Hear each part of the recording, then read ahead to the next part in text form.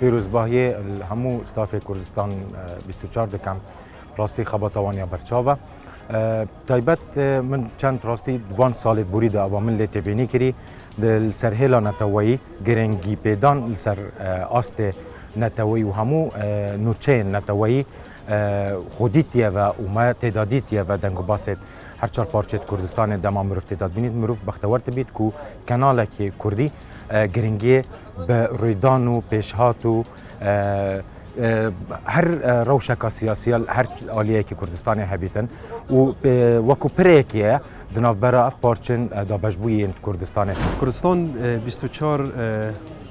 دوی ماوی دربازبوی دا بدی دامن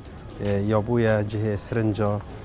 کمالگه بگشتی جبرکو خالا هر گرنگ ات میدیای دا رازگویی خالا هر گرنگه ادوی قناخه دا او رازگویا نوچه گلکا گرنگ بو و شیاب رازگویی گل بینران بشیتن کو بینر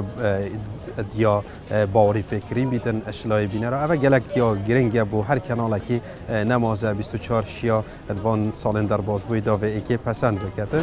البته دوی ماوی بوری دا وکومه تماشا کری کردستان 24 مدل کانی راگهاندنی اینات میدان راگهاندن کردی دا کب شوه که زور پروفیشنال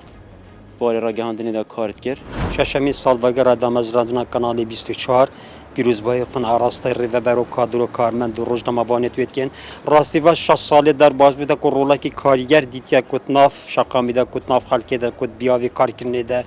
بزاوا روزنامه وانی ده بزاوا روشنبیری ده ناف کمالگه ده که رولا که کارگر دیتیا ادوان 6 سال در باز بوده